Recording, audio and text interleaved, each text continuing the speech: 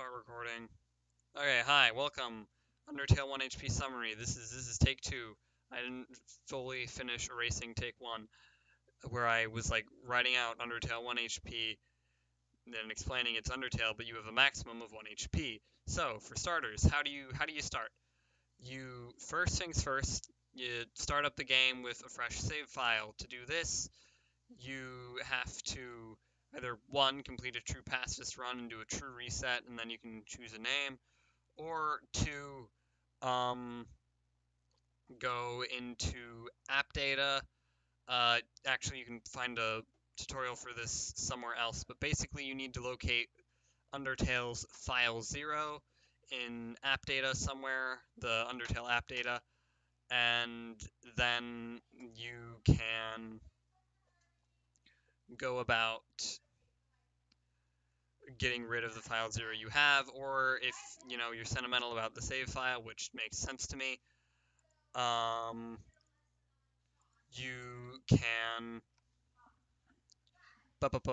What are words? There are people talking in the background. That's distracting me. You can just like drag the file out, and it'll automatically create a new one when you start the game, and you can just put the file in a folder somewhere and mark it as like my original Undertale save file, something like that. So then what you want to do is you boot up the game, go through the intro, choose your name. If you want to do what I did, you put your name as Frisk and activate hard mode. Um, and then you just go up past Flowey. If you're trying to be as good as you can about the run, dodge Flowey's attacks because you don't have a max of 1 HP and just 1 HP at this point. You gotta go up to the first save point, then exit the game, go back to file, go to the new file 0 that will have been created for your save data, and then change like the first one, that's your LV, change that to negative 3.75, and then the two 20s, change those both to 1. Those are your max HP and your current HP respectively. So then what you want to do is just continue playing the game pretty much. The having 1 HP thing doesn't become relevant until not even the first Frogget that doesn't attack you until Toriel's left and given you the cell phone. Then, bam, it starts being relevant. So that's cool. But, you know, not much to say besides get good with avoiding the attacks from the enemies here. Sometimes it'll be faster to flee than it is to actually fight the enemies. That's just kind of something you have to learn. Oh, wow, that's hideous. Um, from experience, I can do Control Z. I can't believe I didn't realize that until literally just now. Wow. Anyways, that's kind of just something you have to learn from experience. I'm just going to use the pencil. Anyways, that's something you just have to learn from experience. I've said that like 3 times now. And then the first boss is going to be Napstablook. Don't be an idiot. That's basically all of the strategy you need for Napstablook.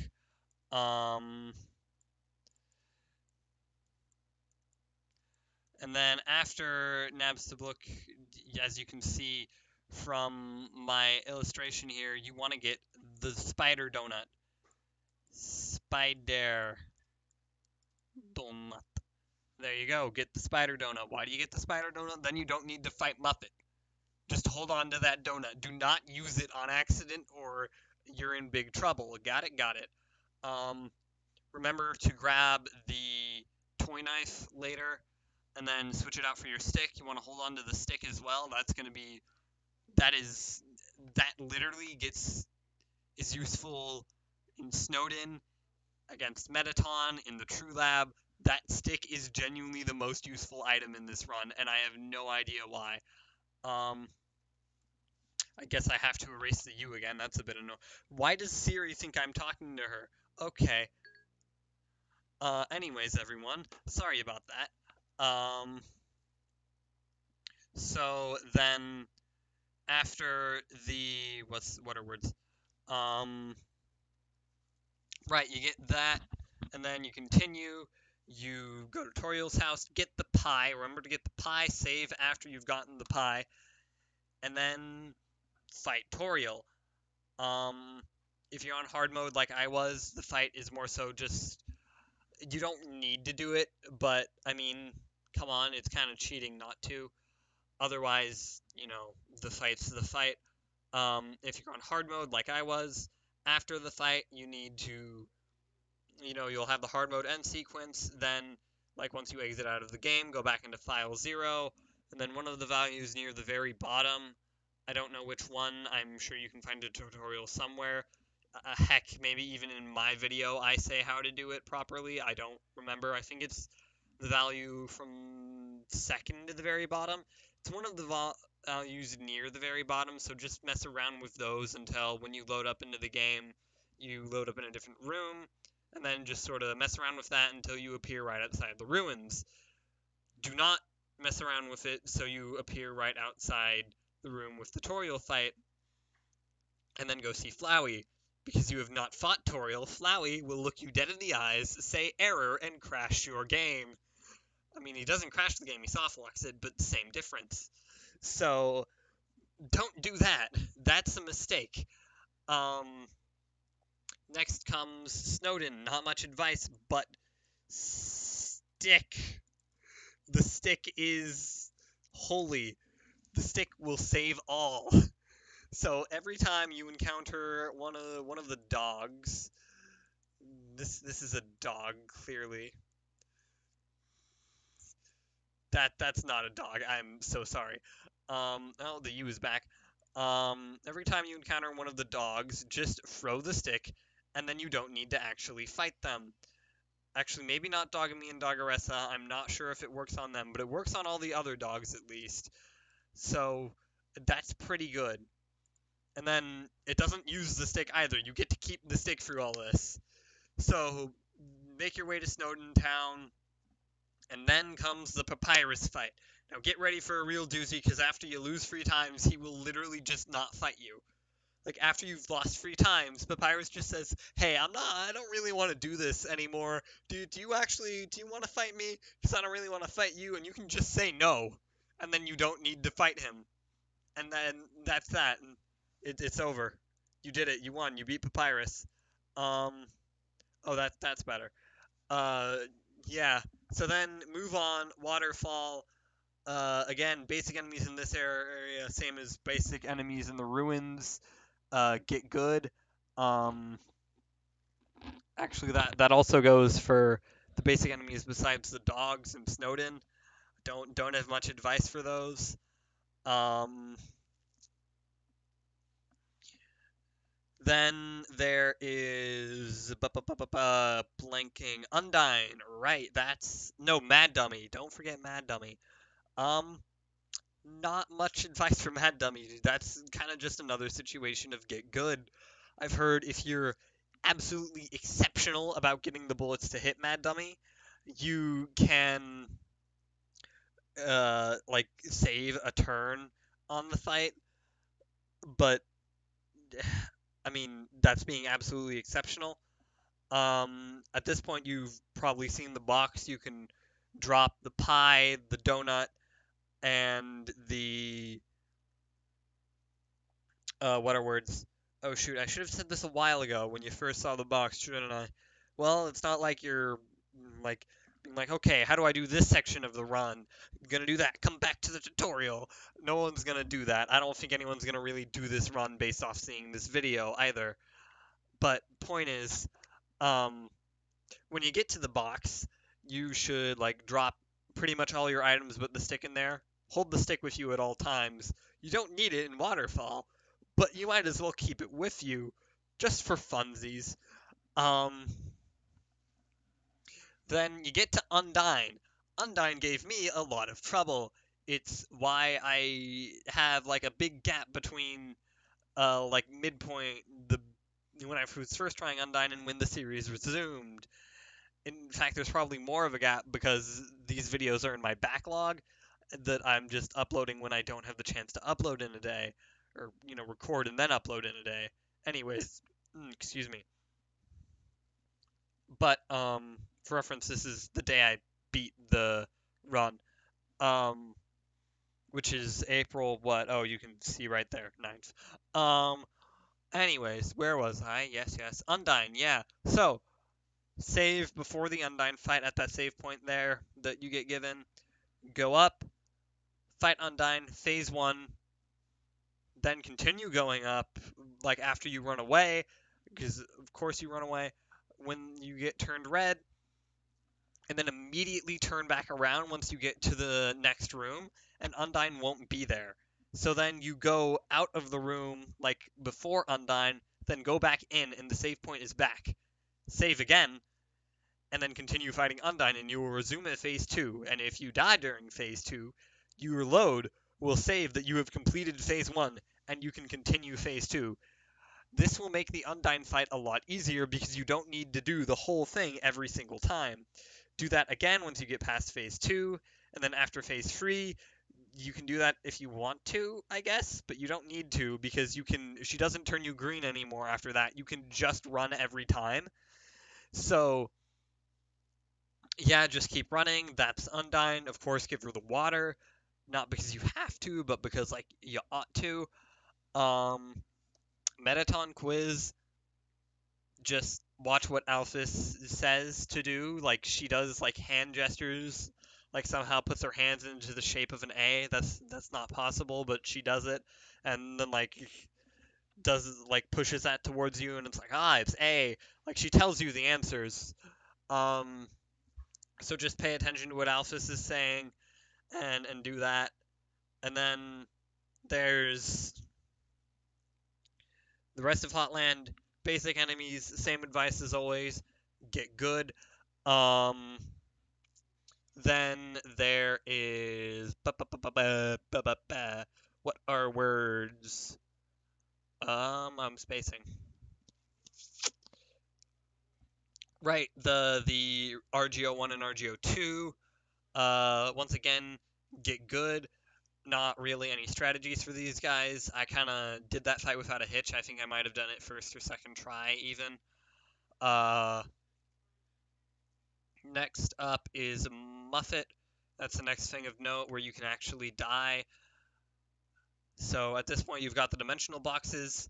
Go into your dimensional box A, grab your spider donut, go into Muffet, eat the spider donut. Then you don't even need to fight Muffet. She'll just be like, "Oi, what's all this?" Then receives a telegram and is like, this was a big misunderstanding. And that is that. That's just the end of that.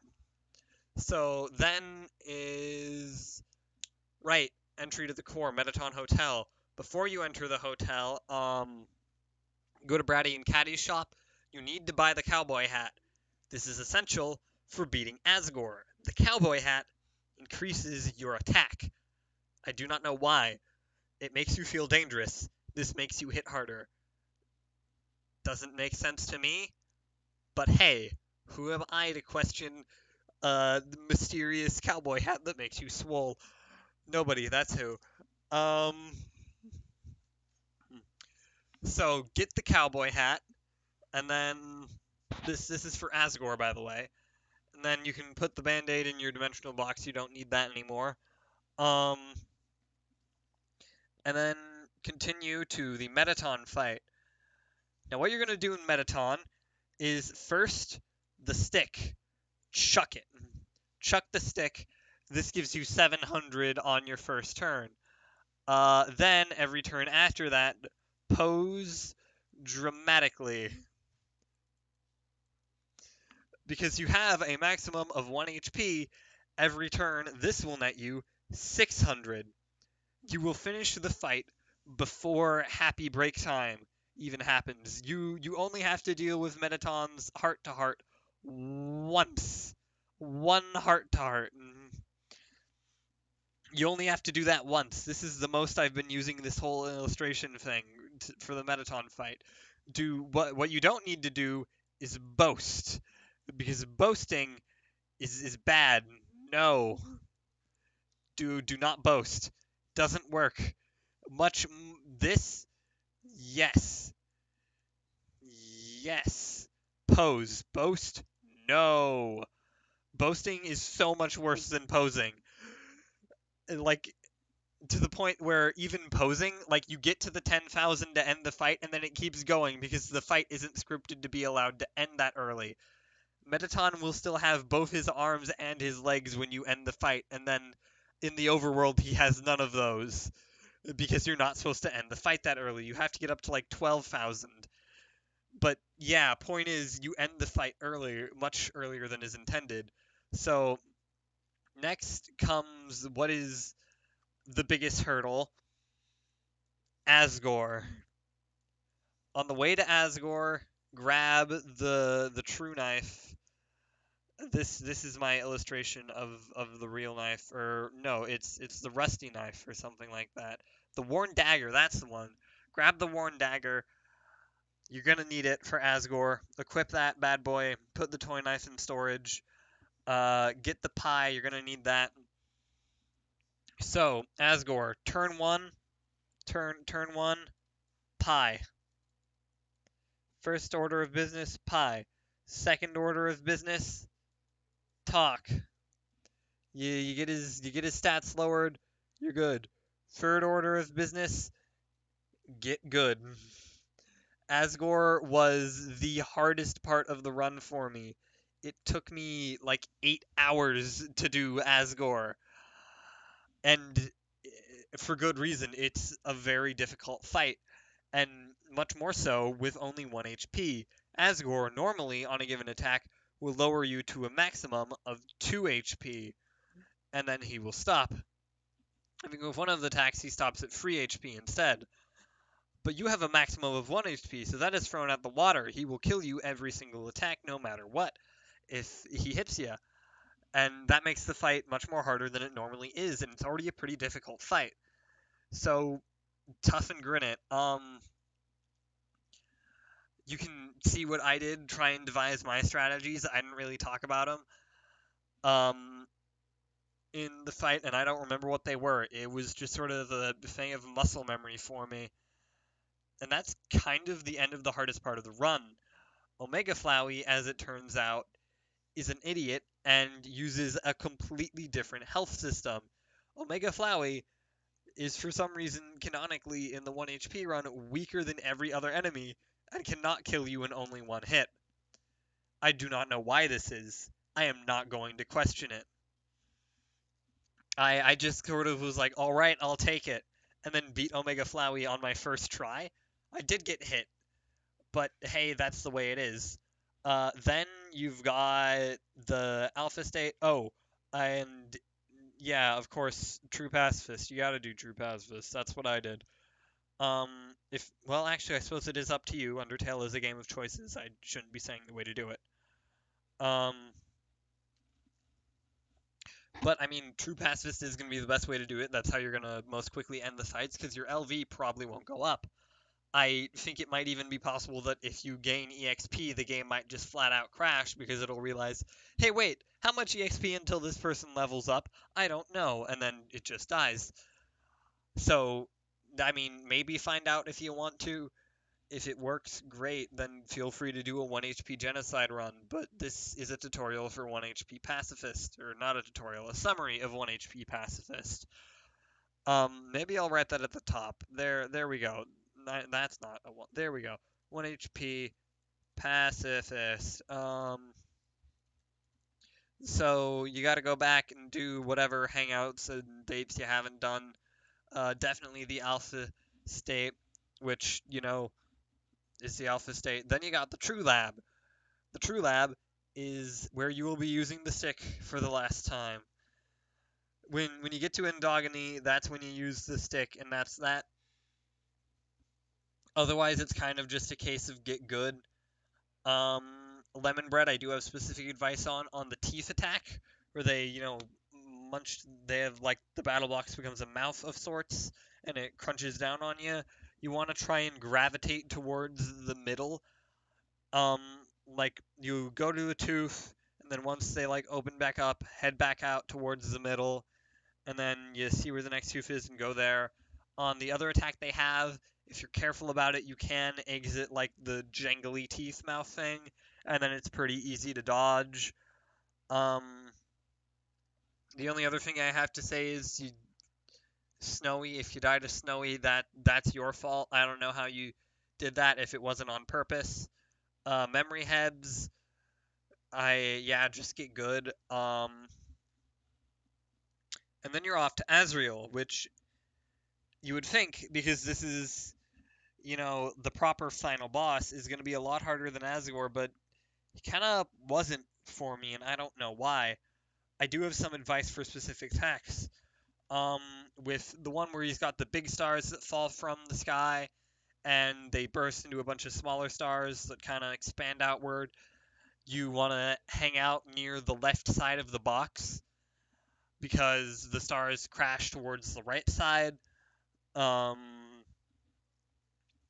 with the gun attack, where he's got the gun and he does set like 3 columns of bullets or 4 columns of bullets, hang out near the bottom of the box, and then you can have more time to react because it'll be longer before he can fire. Do not move if he's doing 4, move if he's doing 3. On the one where he pulls out the swords, hang out under his foot closest to the sword he's swinging at you with. That's my only tip for that one. Let's see, any other tips I got for you on Azrael? Once you get to phase 2, it's pretty much scripted. Once you get to the save the world portion, um, the Hyper Goner, that attack with the big like laughing skull and the cubes or the diamonds or whatever you want to call those things, that's scripted. You'll survive with 1 HP no matter what, so you don't really need to bother dodging that one if you don't want to. I did try and dodge it, and I only got hit once, which I was pretty happy with.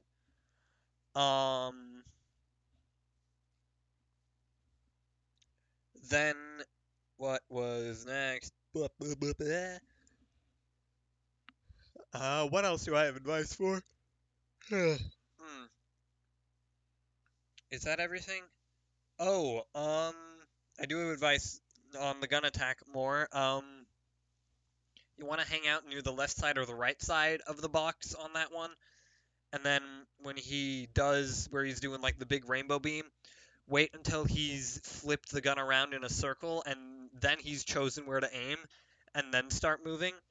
That way, you've got plenty of room, especially when he's doing the version where he does the giant burst of stars. I had a that's the last attack he does, and then you're pretty much home free. Um, and that's the run. That's all.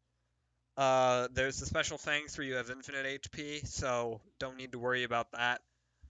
Um, and yeah, that's all of it. So again, as I said at the end of the actual challenge itself, tell me what challenge ideas you have for me in the future.